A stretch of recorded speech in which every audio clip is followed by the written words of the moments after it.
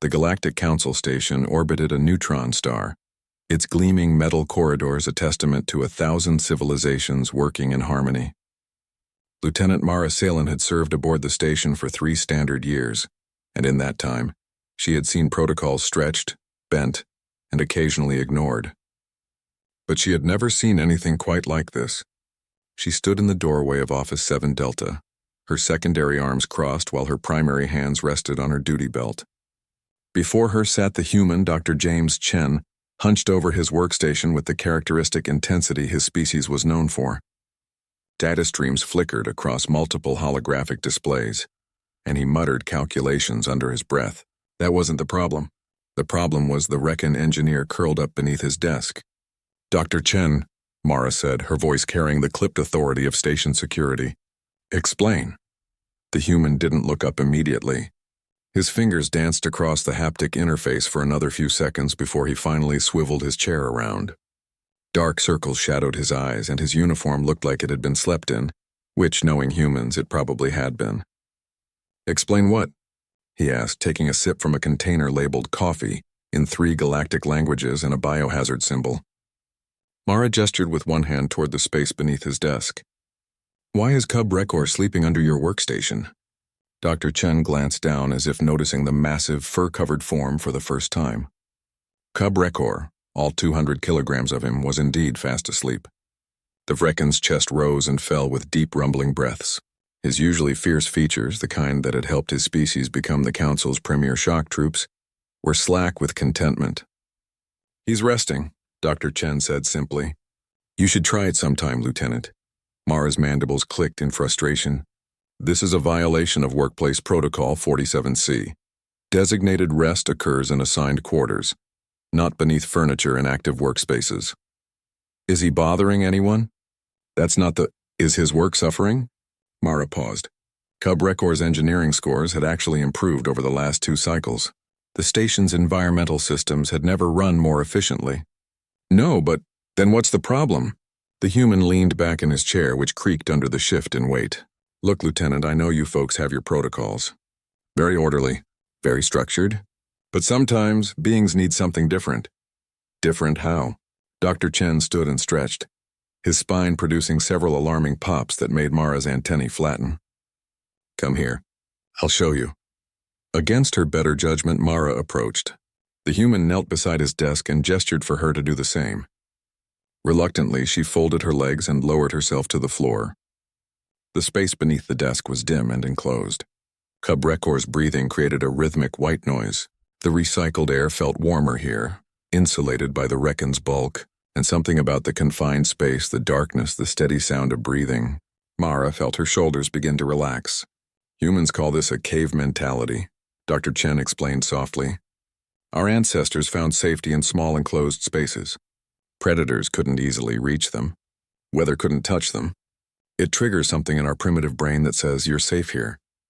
"The Rekon are not humans," Mara pointed out. "No, but they're not so different either." Dr. Chen smiled. "Rekor told me his people used to den in mountain caves during their ice season. The whole pack would pile together for warmth. But here?" He gestured to the sterile corridors beyond.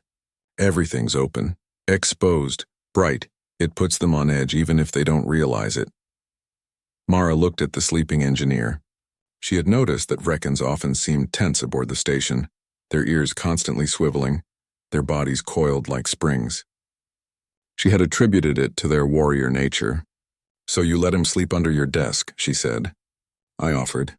He accepted." Dr. Chen shrugged. "First day he did it, he slept for 6 hours straight. Said it was the best rest he'd had since leaving his homeworld. After that, word spread. As if summoned, a small form appeared in the doorway.